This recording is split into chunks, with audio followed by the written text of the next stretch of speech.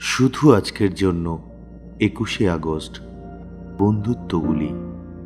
অন্য মেম্বাররা তাদের রিকভারি এবং জীবনের নতুন পথটা আমাদের সাথে শেয়ার করার ফলে আমরা এক উষ্ণ ভালোবাসা অনুভব করি, আর আমাদের বন্ধুত্ব আরও গভীর হয়ে ওঠে। আইপি নাম্বার ১৯, নিজেকে মেনে নেওয়া। নার্কোটিক্স অ্যানোনিমাসে আসার সময় আমাদের বেশিরভাগ লোকেরই সত্যিকারের বন্ধু খুব কম থাকে, এবং দীর্ঘস্থায়ী সম্পর্ক কী করে তৈরি করতে হয় এটা আমাদের অনেকের জানা থাকে না। কিন্তু সময়ের সাথে সাথে আমরা শিখি যে বন্ধুত্ব পেতে গেলে কিছু কাজ করার প্রয়োজন হয়। কোনো না কোনো সময়ে সব বন্ধুত্বকেই টিকিয়ে রাখাটা একটা চ্যালেঞ্জ হয়ে দাঁড়ায়। যে কোনো সম্পর্কের মতো বন্ধুত্বও একটা ক্রমাগত শিখবার বিষয়। আমাদের বন্ধুরা আমাদেরকে যথেষ্ট ভালোবাসে, তাই আমাদেরকে সত্যি কথাটা স্পষ্ট বলে দেয়।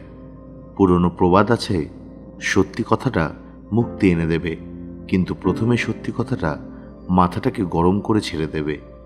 এটা একদম ঠিক বলে মনে হয়। বন্ধুত্বের ক্ষেত্রে সত্যি কথা বলাটা আমাদের অদ্ভুত অস্বস্তিতে ফেলতে পারে।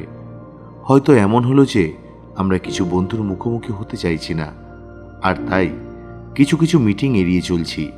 আমরা দেখেছি যে আমাদের বন্ধুরা কিন্তু আমাদের জন্য চিন্তা করে বলেই আমাদেরকে সত্যি কথাগুলো বলে। তারা আমাদের ভালোটাই চায়। আমাদের নানা দুর্বলতা থাকা সত্ত্বেও আমাদের বন্ধুরা আমাদের মেনে নেয়। তারা এটা বোঝে যে আমরা নিখুঁত নই, এখনও নিজেদেরকে উন্নত করার, শোধরানোর প্রক্রিয়ার মধ্যে আছি। আমরা যখন নিজেদেরকে রক্ষা করতে পারছি না, তখন কিন্তু বন্ধুরা আমাদের পাশে থাকে। আমাদের জীবনে এবং রিকভারিতে যে ঘটনাগুলি ঘটে, আমাদের বন্ধুরা সেগুলির সব দিক থেকে দেখতে আমাদের সাহায্য করে।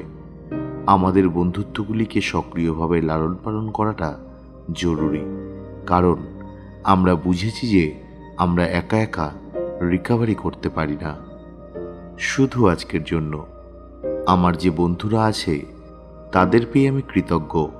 আমার বন্ধুত্বগুলিতে আমি সক্রিয়ভাবে অংশগ্রহণ করব।